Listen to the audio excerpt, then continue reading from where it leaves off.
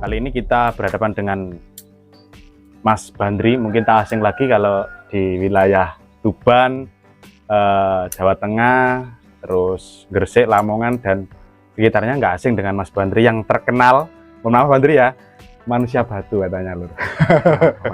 Ya, apa sih manusia batu? Nanti kita lihat seperti apa tingkat imajinasinya Mas Bandri.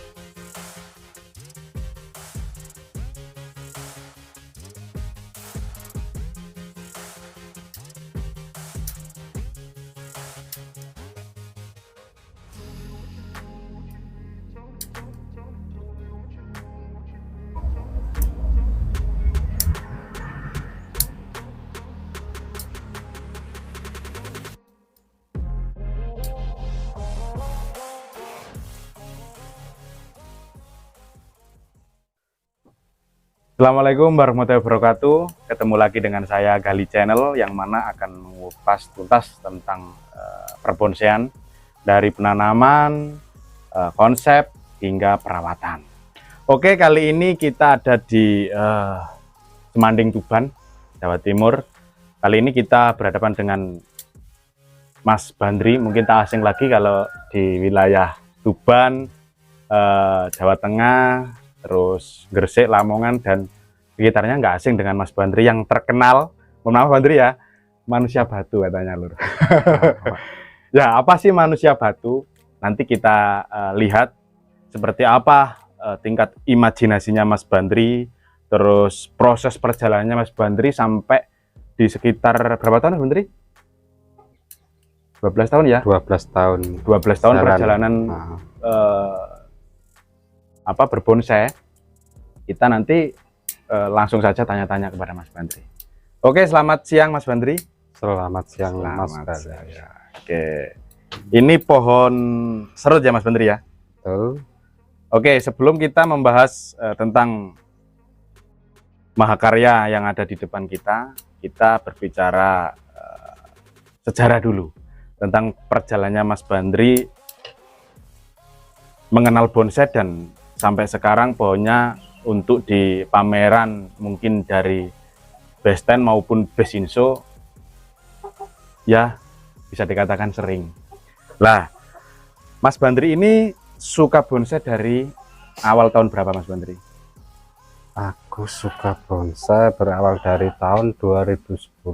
2010 berarti 12 tahun ya? 12 tahun. Kok bisa suka bonsai? Itu alasannya apa? Suka bonsai alasannya ya dari kecil sudah suka tanam bunga ya, nyiram, suka lihat bunga-bunga yang subur, ada bunganya gitu. Terus berlanjut berjalannya waktu, kok pengen yang ini nggak bonsai. berbunga tapi bonsai lah. Bonsai ya. Pengen bonsai karena melihat punya orang yang berbonsai itu kok bagus-bagus. Bagus ya. Ada nilai ekonomi yang tinggi juga. Itu pun waktu masih sekolah SD melihat itu. Mantap. Terus awal suka bonsai itu Mas Bandri langsung memegang bahan atau gali dulu? Ya, saya menggali dari nol Mas. Dari nol ya? Dari nol. Dari nggak tahu apa-apa? Iya, belum tahu apa-apa tapi suka nanam. Oh gitu. Sukanya ya awalnya otodidak lah, suka sendiri, nikmati sendiri. Terus saya juga pernah ikut bulang ya, kalau bahasa saya, tondongkel itu. Kalau pohon, kebetulan di Tuban memang khas adalah serbat atau serut batu ya.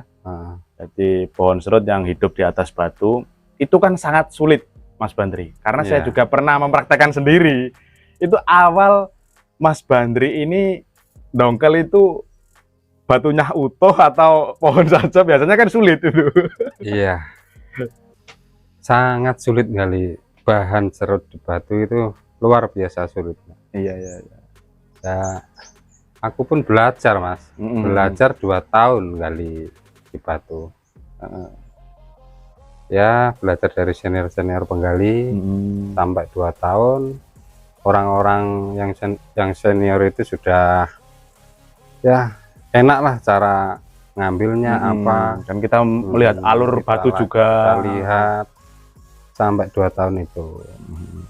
Situ dapat 5 batu utuh, dapat bahan 5. Sini masih satu belum selesai.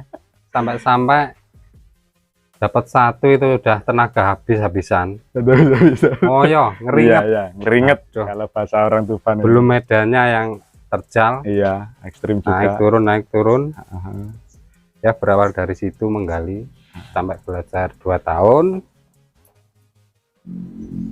Ya pertama kali dapat itu saking sukanya juga buat semangat ya. Itulah laku 75.000 per dana. Rp75.000 per dana. Itu batu sekian, panjangnya sekian, beratnya sekitar 25 kilo lah. 25 kilo. Iya, 25 kilo.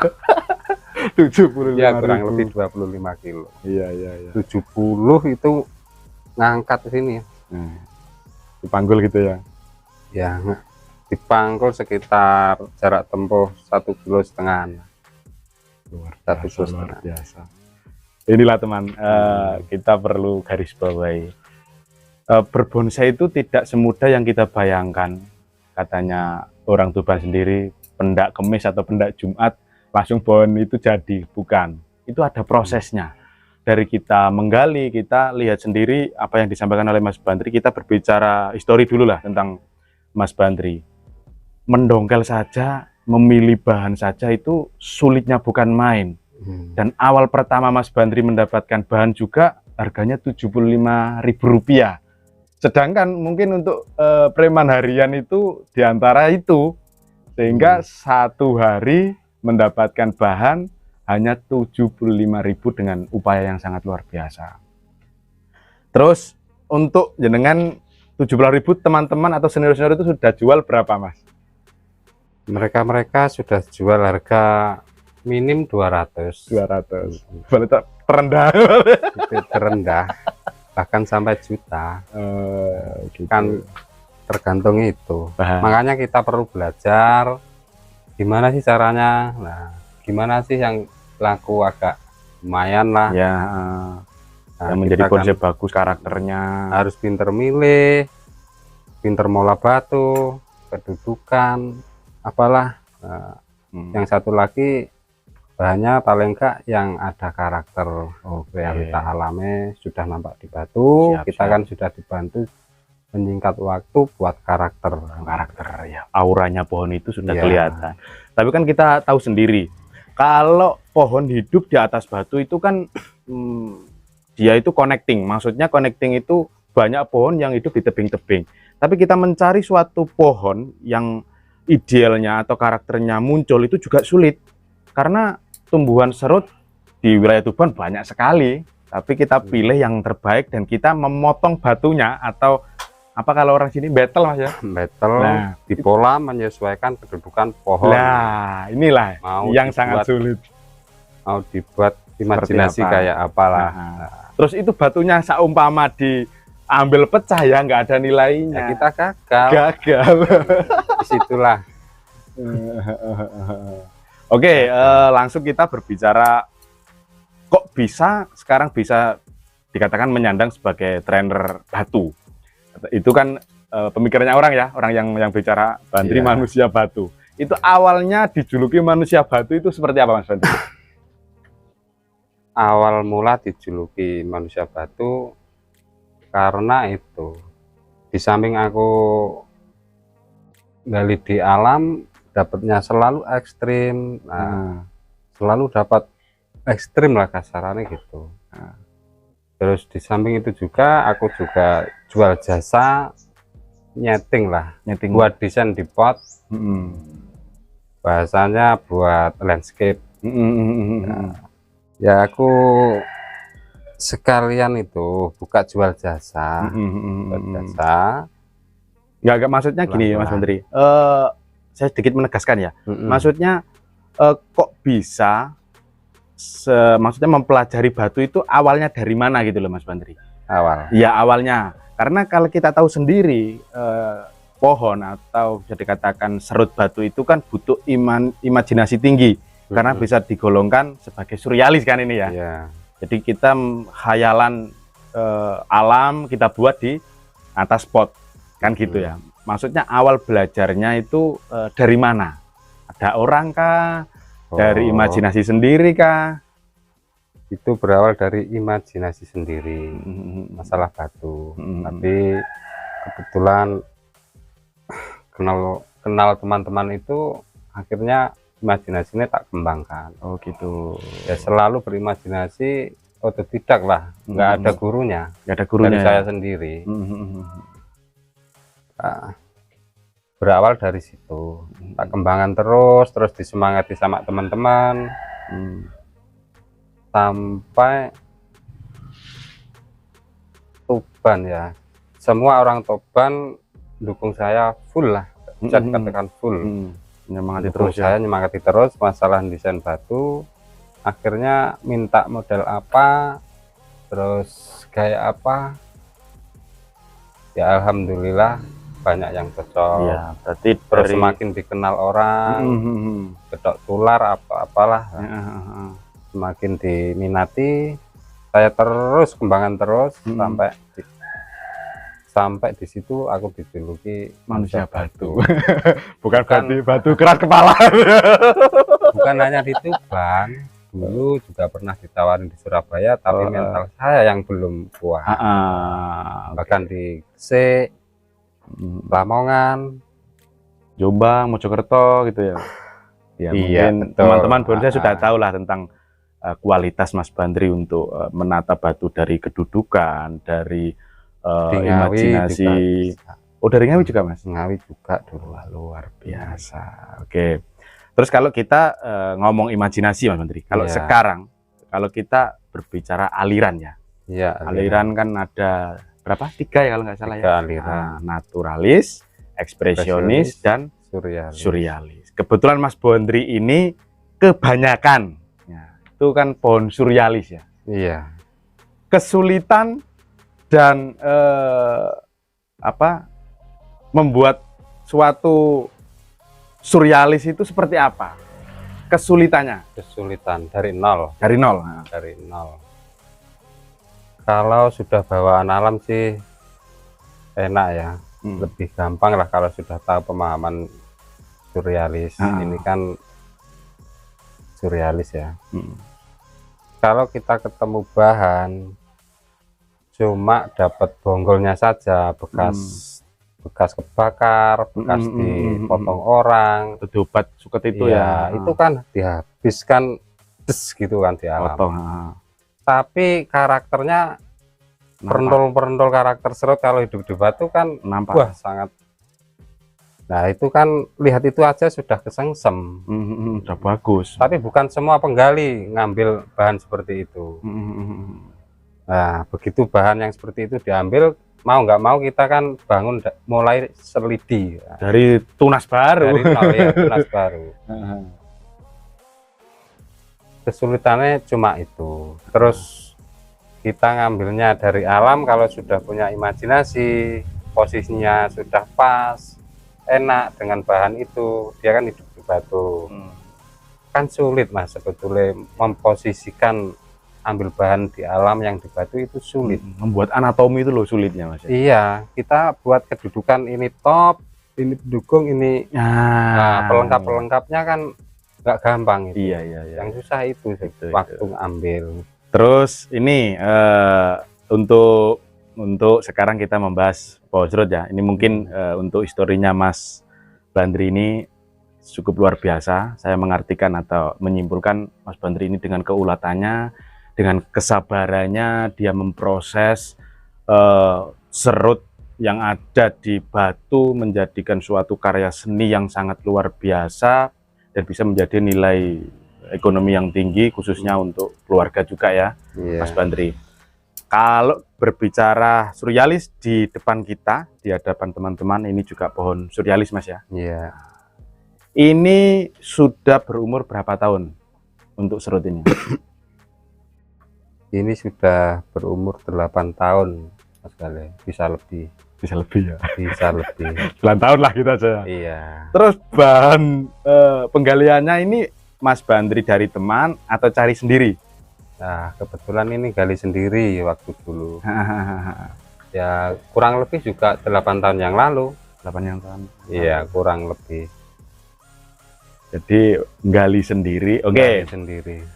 Dari galian itu seperti apa kira-kira pohon ini? Karena kalau jadi seperti ini kan saya tidak tahu awal galiannya. Awal galiannya ini kan yang bawah yang ini. Yang bawah yang nempel. Bawah ini. Oh, nempel. Oh, jadi posisinya gini. Iya, ini yang atas. Oh, maksudnya, gitu. Nah, kayak meja gini loh awalnya. Kita bawah. Kayak meja gini ya. Pohonnya di sini. Nah, terus kan tak ambil batunya menyesuaikan kan. Menyesuaikan.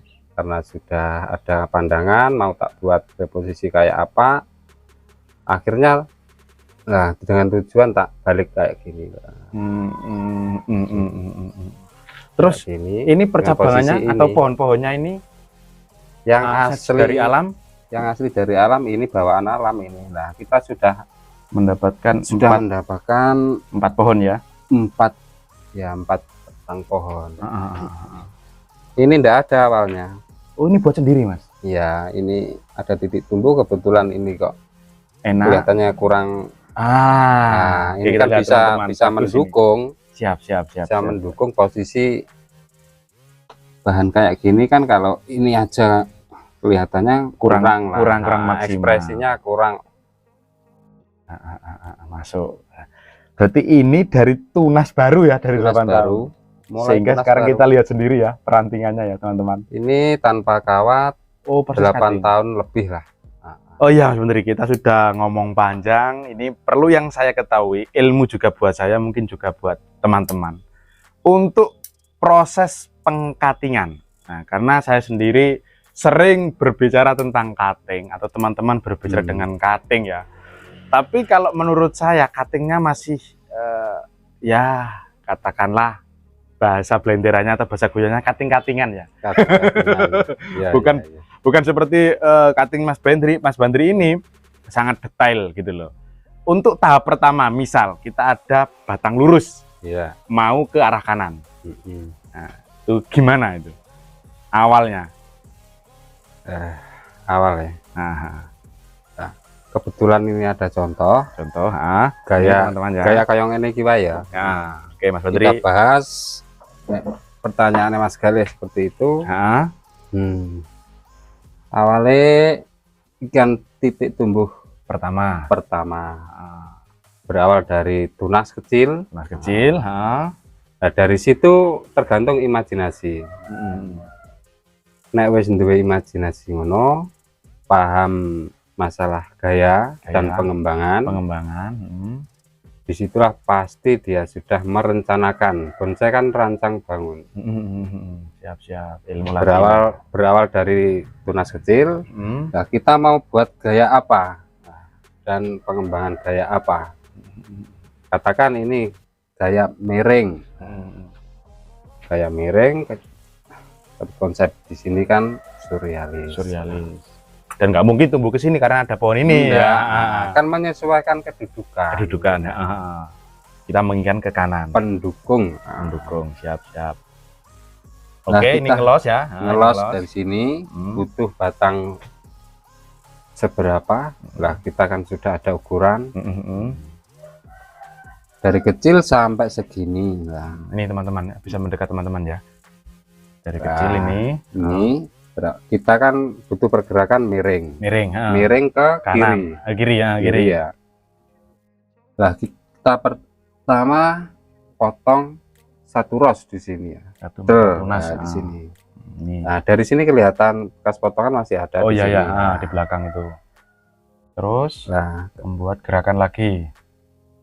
Pergerakan yang kedua ini ya. Dari sini, ini kan masih tegak lah, kan masih butuh kemiringan. Nah, miringnya di sini.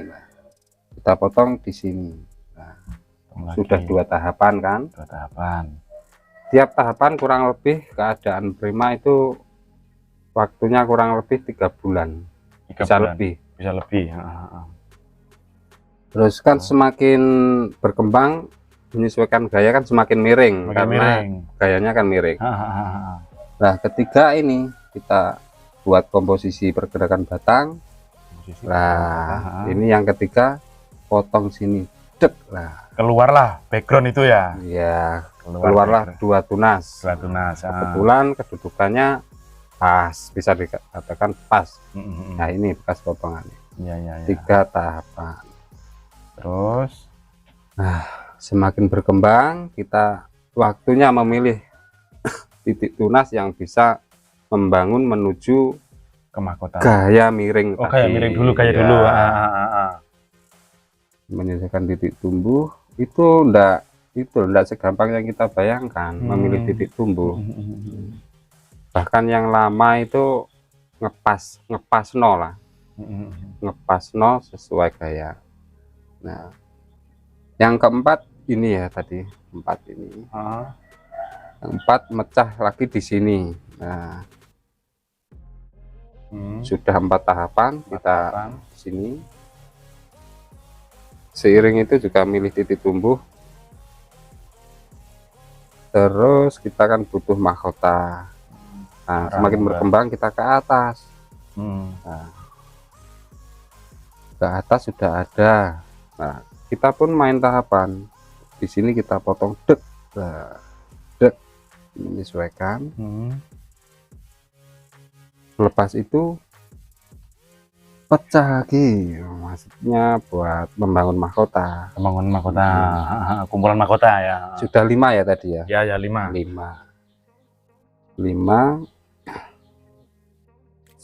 6 atas itu ya. Ya, 7 8 9. Nah, 9 potongan nih. 9 potongan. Bisa bayangkan itu ya. Luar biasa. Lah inilah teman-teman, kalau saya tadi berbilang apa itu mengatakan proses cutting-cuttingan itu ya mungkin saya sendiri atau teman-teman yang pemula. Kalau ini Mas Badri serba perhitungan. Iya. Jadi ada gerak, satu gerakan potong, nanti kepengen gerak ke kanan atau ke kiri, alur mahkota sampai 9 potongan. Ini juga Mas Gali, 9 potongan itu kan cuma buat alur saja. Nah, cuma buat alur kan, belum pengembangan cabang, belum pengembangan anak cabang. Iya. Itu loh. Belum nanti ranting kateng lagi loh. Sampai cucu ranting. Sampai anak ranting, cucu ranting. Luar. Nah, itulah prosesnya cutting. Bukan hanya main potong-potong saja. Seiring cutting kita juga berimajinasi ini gaya apa, butuh ngisi daerah mana. Oh iya. Buat menuju gaya itu. Dilihat keseluruhan, kalau ada ini kan keseluruhan mempunyai tugas masing-masing di kedudukannya.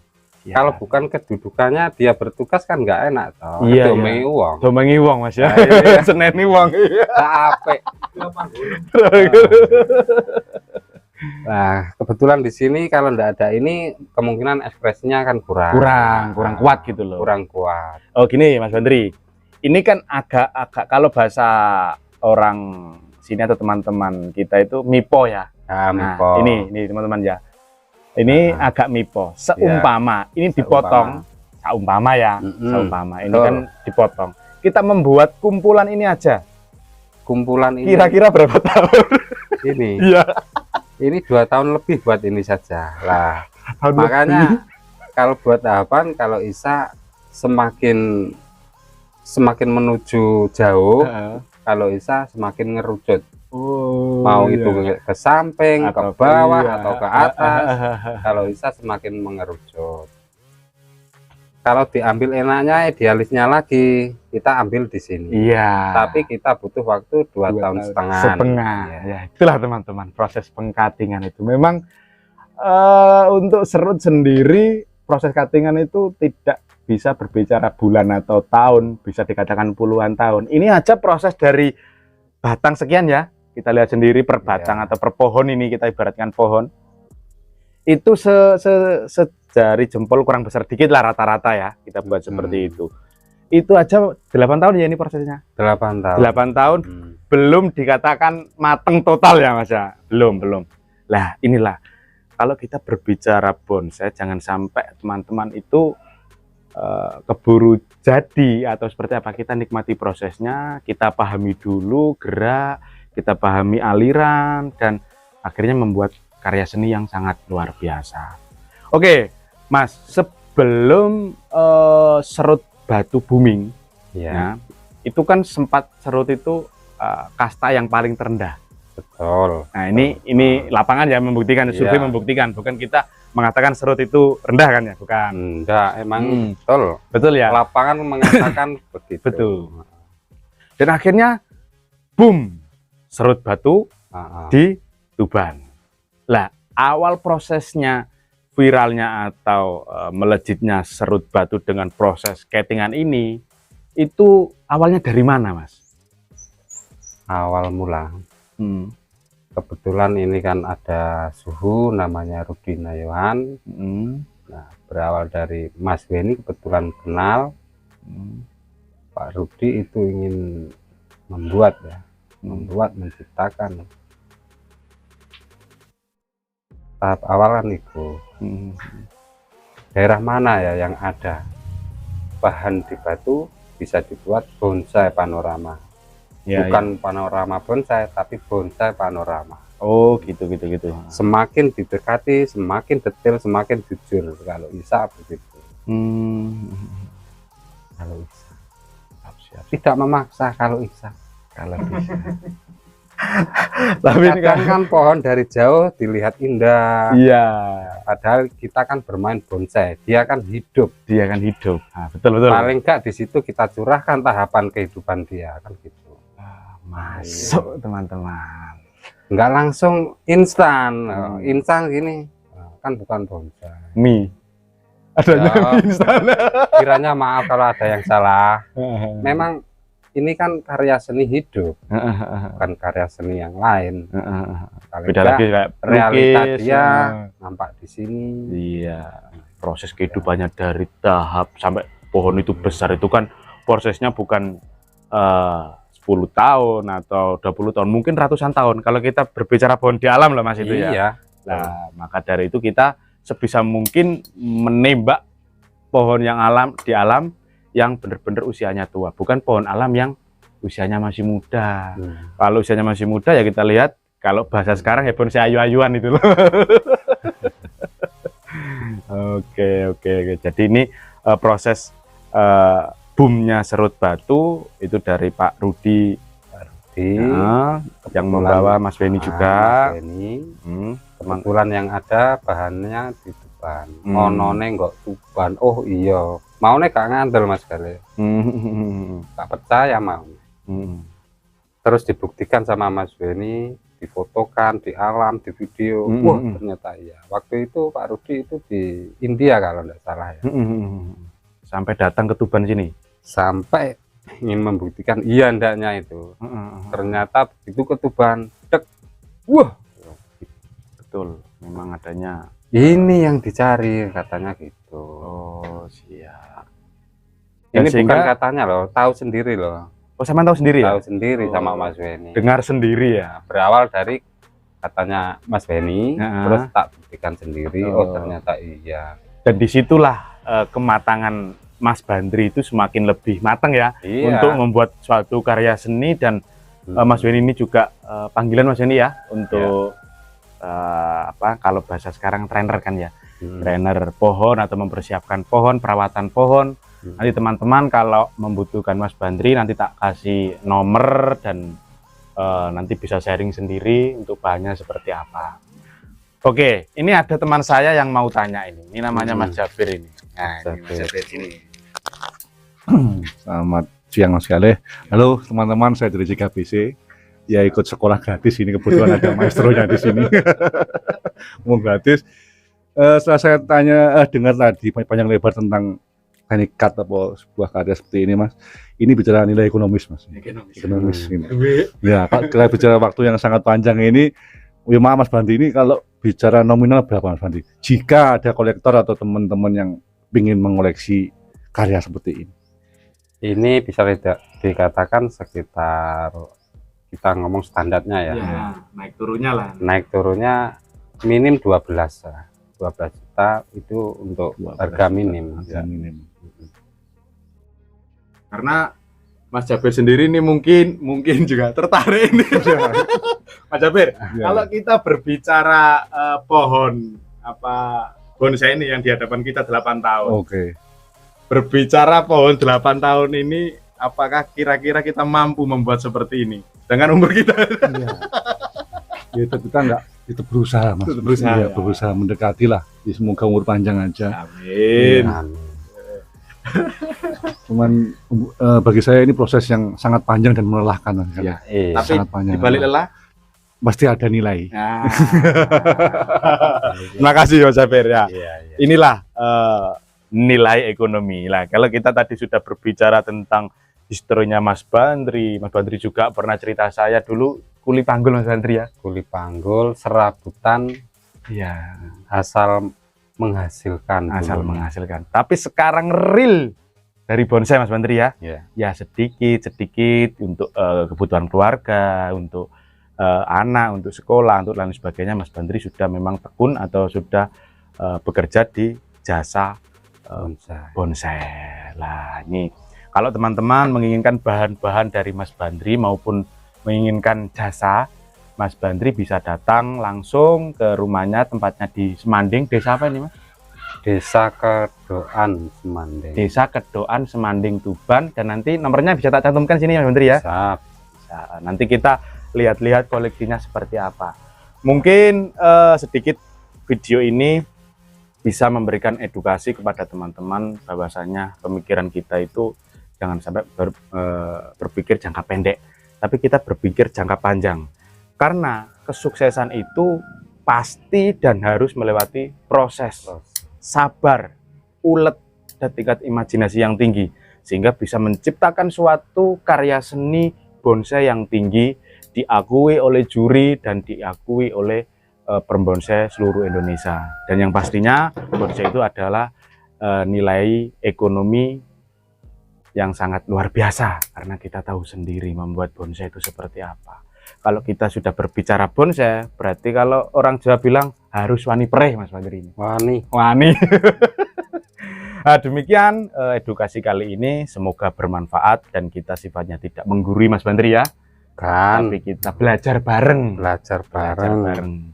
Oke, kebetulan Mas Bandri ini sudah berproses 12 tahun sehingga dia tahu perkembangan bonsai ini kurang gimana. Tentunya bukan semudah yang kita bayangkan. Mas Bandri ngomong ini kating, tapi mengalami 1 hari perpindahan bulan, perpindahan tahun itu juga lama. Luar biasa. Oke, saya akui 2 jempol, mungkin 1 jempol ini Mas Bandri. Sehat selalu Mas Bandri ya, bisa amin. memberikan edukasi kepada kami, khususnya pemula, kepada teman-teman, gimana cara berproses yang nilai dari alamnya mungkin dikatakan disepelekan, tapi dipegang oleh trainer-trainer atau pemahaman yang sangat luar biasa, sehingga menjadi nilai ekonomi yang tinggi. Itu saja teman-teman. Assalamualaikum warahmatullahi wabarakatuh.